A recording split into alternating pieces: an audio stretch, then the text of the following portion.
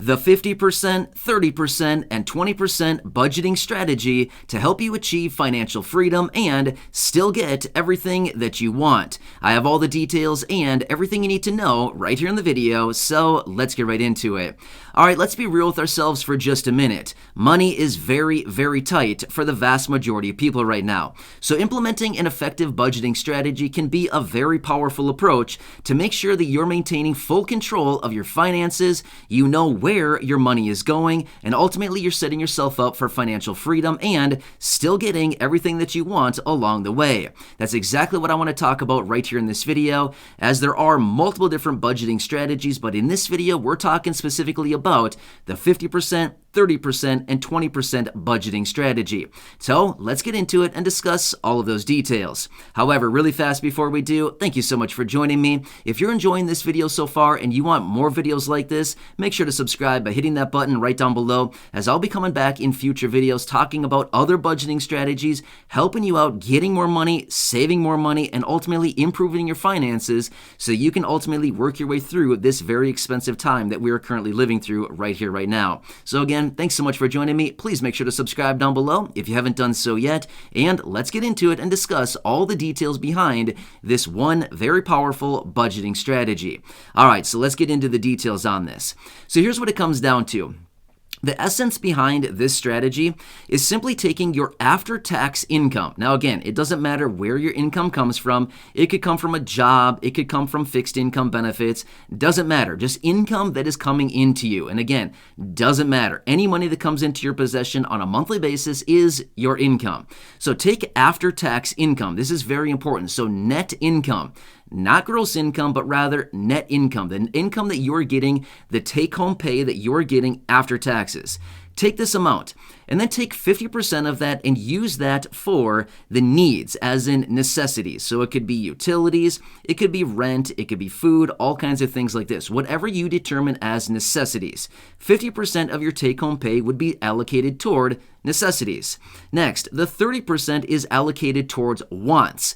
We'll have more on this here in just a second because I like to adjust this number a little bit, but let me tell you how this strategy is actually laid out. So by the book, this one actually says 30% of your take-home pay should then be allocated toward wants, right? Sounds pretty nice. You get to spend 30% of your take-home pay on wants. That's pretty nice and that's very generous. But again, like I said, more on that here in just a minute. And then the remaining 20% would actually be allocated toward savings. Now again, your after take-home pay, you take 20% of that and you set it aside for savings. All right, so that is kind of by the book, this whole strategy of the 50%, 30%, and 20% budgeting strategy. However, like I said, I actually like to adjust these numbers a little bit because I like to look at the situation and say, I would rather put a little bit more away today in savings and then ultimately get less of what I want today so that ultimately I have more money set aside at some point in the future so I can get more of what I want. Especially right now with inflation moving up significantly higher and going very, very high right now, we have no idea where this is going to stop. It could get significantly worse and prices could get significantly higher.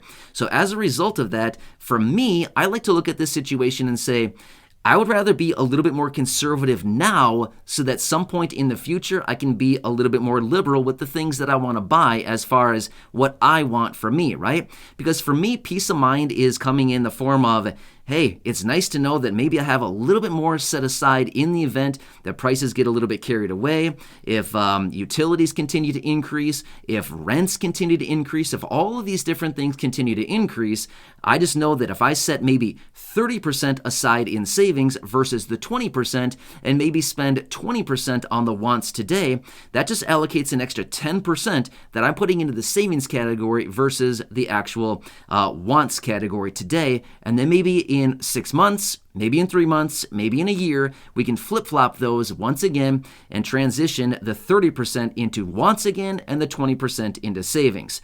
Now again, as I mentioned, this is kind of the budget, kind of by the book, but here's what I would anticipate and here's what I would recommend for you. Look through your finances, look through your income, look through your expenses, things like this. Determine where your money is actually going.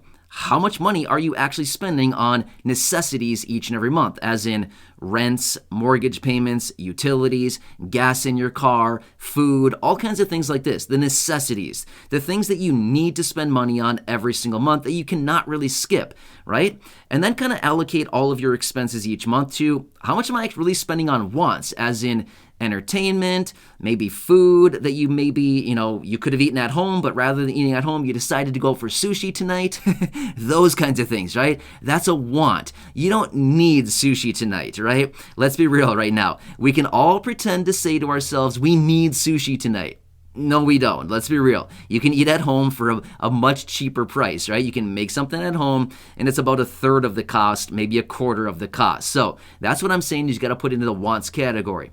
So look through all of your expenses on a monthly basis and determine how much of your spending goes into each of these categories. And then adjust these categories as you see fit. But here's what I would recommend going forward. And again, you can adjust this however you see fit with your exact situation. But maybe you want to be a little bit more conservative these days in the wants category and transition that into the savings category. And again, you can do whatever you see fit for your situation. I'm just giving you some ideas and how I like to approach things, especially right now when there's a lot of uncertainty right now, right? The economic situation is kind of weird. The stock market and the crypto market and real estate is getting really weird right now. We have all this recession talk, all kinds of things like this going on. Inflation is through the roof. Prices on everything is getting higher and higher. So again, I like to look at the situation and approach this from a little bit more of a conservative mindset, thinking, well, I'm going to sacrifice a little bit of my wants today so that I can have a lot more wants in the future. And that could be 3 months from now. Like I said, it could be 6 months. It could be a year from now, something like this. But again, maybe you say, no, I want to do what I want today, and that's totally fine. I'm fine keeping 30% in the wants category and 20% in the savings category. That's totally fine too, whatever you see fit for your situation. But this is kind of an example of the budgeting strategy kind of by the book. So this is the details behind this thing. And again, if you stick to a strategy like this, and again, provided you don't put like 50% in your wants category, 40% in your necessities category, and 10% in your savings, provided you don't pull something like that, you're probably going to be totally fine. And if you kind of adjust these numbers accordingly based on your situation, this will ultimately help you achieve financial freedom, and it will help you ultimately put enough money away for savings that ultimately at some point, and again, it could be 3 months, it could be 6 months, it could be a year, it could be 5 years, depending on your current situation. But based on implementing this budgeting strategy, you could be setting yourself up for some really good times going forward ahead. But here's the thing. It all takes discipline. Yeah, I know. The D word that nobody likes, right? Discipline. It's just the same goes with anything. The same goes with finances. The same goes with diet. If you're looking to, maybe improve your health or things like this, it all comes down to discipline. At the end of the day, are we actually following the strategy? That's what it comes down to, right? It is so easy to look at the details and say, no, this week I'm going to throw an extra little bit into the wants because I want to go out and buy myself some new shoes. I want to go out and, go out this weekend and do whatever I'm going to do with my friends or, whatever. It's easy to kind of fall away from some of the discipline on this and not follow it strictly. So what I would do if I were you, look at your net income, as in how much money are you bringing in the door on a monthly basis, which, by the way, don't leave that number down below. It's not my business. I've seen that before in previous videos where people have left some numbers down below in the comment section. Please don't do that. I don't need to know how much money you're making. It's none of my business, okay? It's not my business, and it's nobody else's business here in the community or who happens to be watching this video. That's your private information, so please keep that private. But anyway, my point is, determine how much money you're bringing home. Bring it down to the penny. Now, I know this probably sounds a little bit crazy to say, seriously, dude, we're bringing this down to the penny? Yeah, it's very important. You got to do this. When it comes down to budgeting, one of the most important aspects of budgeting is determining where every single penny goes. Because here's the thing. If we're sloppy with the penny, we're going to be sloppy with the dollars, okay? That's how it comes down to it. The fact of the matter is, if we don't track the pennies, we're not going to track the dollars. Let's be real with ourselves, okay? I'm just being real with you, trying to help you out because I want to make sure that you're achieving financial freedom, and I want to make sure that you're still getting everything that you could ever desire. And I can tell you this much. If you do implement a budgeting strategy, you'll see very quickly where your money is going, and you will see very quickly where the holes are in the bottom of the boat. In other words, you got to fill those holes in before you can actually achieve flotation, right? Just like a boat. If you got a bunch of big holes in it, you got to patch those holes before you can float on into the sunset, right? So the whole point behind this is implementing some kind of budgeting strategy is very important. Maybe you look at this budgeting strategy and you think, it's a cool concept, I like it, but it's not for me. That's fine. There's about 800 other budgeting strategies out there. There are so many other strategies that you could implement.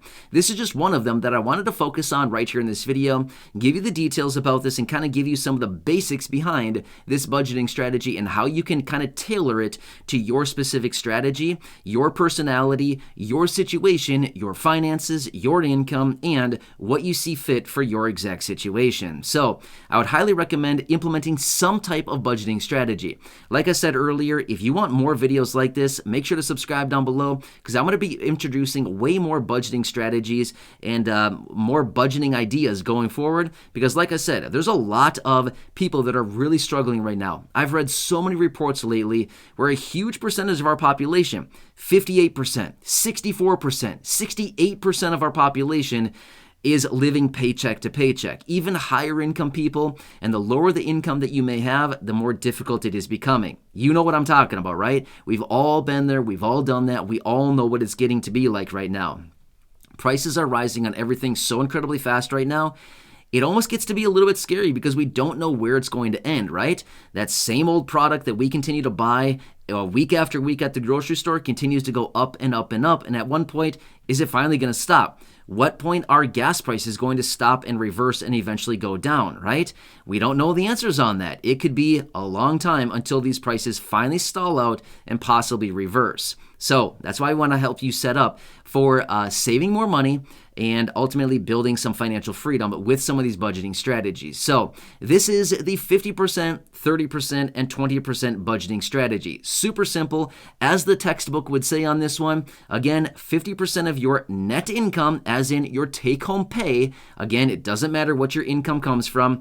It could be from a job. It could be from dividends. It could be from annuities or royalties. It could be from fixed income like Social Security or SSDI. Literally, it does not matter. Whatever your income comes from, just take your net take-home pay, how much money goes into your bank account each and every month, take that and determine how much of that money will be spent on necessities. 50% of that goes to necessities. Let me give you a quick example here. Let's just say that you have $1,000 of take-home pay each and every month. $500 or 50% would go to necessities, right?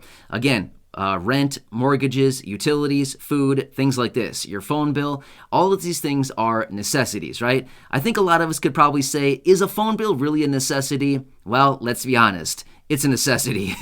It's a necessity for me. I'm not sure about you, but it's certainly a necessity for me. So I'm putting in the necessity category. So out of that $1,000 in this example, $500 would go toward your necessities. Another 30% would go to your wants. And again, adjust this number as you see fit.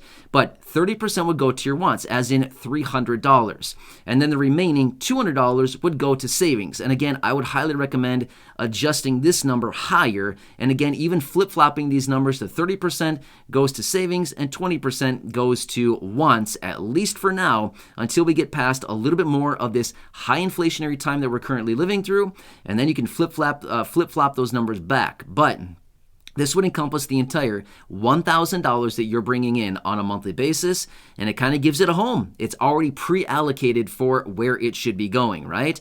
Because here's the thing. If you don't give your money a home before it finds a home, guess what? The home that it's going to find is not going to be in your pocket. I can promise you that. It's going to find a home in somebody else's pocket, somebody else's bank account. So give it a home before it finds its own home somewhere else, okay? So anyway, hope this video helps you out. Again, please make sure to subscribe down below. Feel free to share this video with your friends, family, social media, and make sure to go back and check out some of the other thousands of videos right here on the channel. Stay tuned as I will be back with more budgeting videos like this.